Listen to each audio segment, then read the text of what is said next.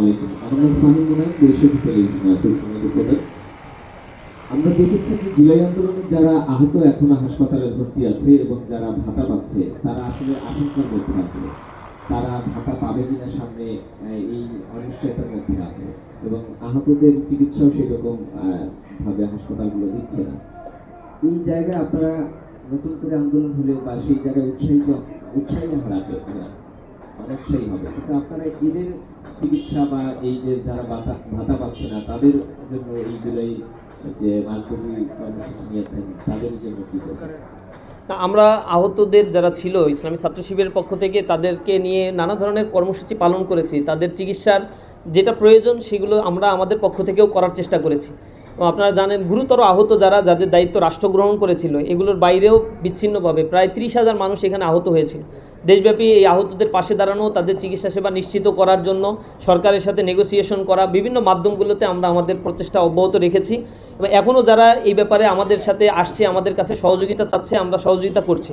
যারা এখনও ভাতা পাচ্ছে, গেজেটভুক্ত রয়েছে, সরকার নানা উদ্যোগ গ্রহণ করেছে, আমরা আশা করি সরকার এই ব্যাপারে আরও বেশি সদিচ্ছার পরিচয় দেবে। এখানে একটা মন্ত্রণালয়কে অ্যাসাইন করা হয়েছে, মন্ত্রণালয় রয়েছে জুলাইকে কেন্দ্র করে, এবং জুলাই স্মৃতি জাদুঘর রয়েছে। স্বাভাবিকভাবেই এই স্মৃতি জাদুঘর থেকে শুরু করে অন্যান্য মন্ত্রণালয়ে যে সুযোগ সুবিধা ইন্টারিম গভর্নমেন্ট তৈরি করেছিল সেগুলো যেন চালু থাকে, এ ব্যাপারে গভর্নমেন্টের প্রতি আমাদের তো আহ্বান থাকবে। জুলাই আহত পঙ্গুত্ব বরণকারী জুলাই যোদ্ধাদেরকে নিয়ে, শহীদ পরিবার নিয়ে আমরা মাসব্যাপী আয়োজন করব। প্রশাসনের মাধ্যমে, মিডিয়ার মাধ্যমে আমরা আমাদের যতটুকু যোগাযোগ রয়েছে এর মাধ্যমে আমরা বলার চেষ্টা করব। সংসদে দাঁড়িয়েও বিরোধী দলও এ ব্যাপারে ভয়েস রেজ করবে। আশা করি যারা আহত রয়েছে তাদের চিকিৎসা নিশ্চিত হওয়ার আগ পর্যন্ত আমরা তাদের পাশে থাকবো ইনশাআল্লাহ।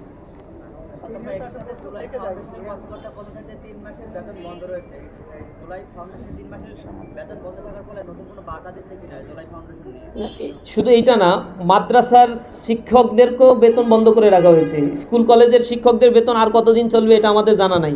জুলাই ফাউন্ডেশনের বেতন বন্ধ করে রাখা হয়েছে। এগুলো মূল কারণটা হচ্ছে সরকারের আসলে ফান্ড নাই, কিন্তু সরকার এটা প্রকাশ করছে না। ব্যাংকিং ব্যবস্থা দেউলিয়া, ঋণখেলাপিদের আমরা বলেছি, ঋণখেলাপিদের পুনর্বাসন করার কুফল হচ্ছে এইটা, ব্যাংকে নগ্ন হস্তক্ষেপের কুফল এইটা।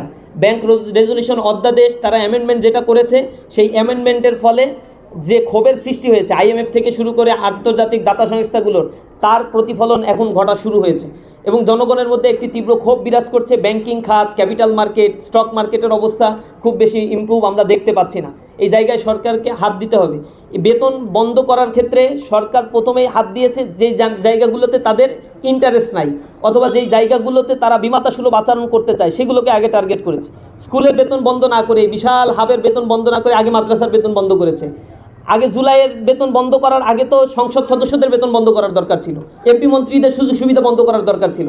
ওইটা না করে প্রান্তিক এলাকার এই কয়েক কোটি টাকা বন্ধ করে দিয়ে তারা কী বার্তা আসলে দিতে চায়, এটা খুব বেশি ভালো কিছু বয়ে নিয়ে আসবে না। এতে জনগণ ফুঁসে উঠবে এবং জনগণ কথা বলবে। আমরা সরকারকে বলতে চাই যে অনতিবিলম্বে এই চরিত্র পরিহার করুন। সর্বপ্রথম যদি কারো বেতন বন্ধ করার দরকার হয়, সর্বপ্রথম মন্ত্রীদের বেতন বন্ধ করা উচিত, দ্বিতীয় যাদের বেতন বন্ধ করা উচিত এমপিদের বেতন বন্ধ করা উচিত, এরপরে সচিব উপর থেকে বেতন বন্ধ করবেন। যারা স্বাবলম্বী, যাদের 10 মাসের বেতন বন্ধ করলেও ঠিকঠাক মতো চলতে পারবে, এর আগে বেতন বন্ধ করা উচিত। রুট লেভেল থেকে বেতন বন্ধ করে টাকা নাই এই এই কথাবার্তা বলার কোনো সুযোগটা নাই। আমরা এটা ইন্টেনশনালি মনে করছি সরকারের পক্ষ থেকে কিছু জায়গাকে বাছাই করা হয়েছে এবং সেই জায়গাগুলোকে পরিকল্পিতভাবে ধ্বংস করার জন্যই এই পায়তারাগুলো ধীরে ধীরে ধারাবাহিকভাবে তারা করার জন্য চেষ্টা করছে। সরকারকে এই জাতীয় কর্মকাণ্ড থেকে আমরা বিরত থাকার জন্য আহ্বান জানাই।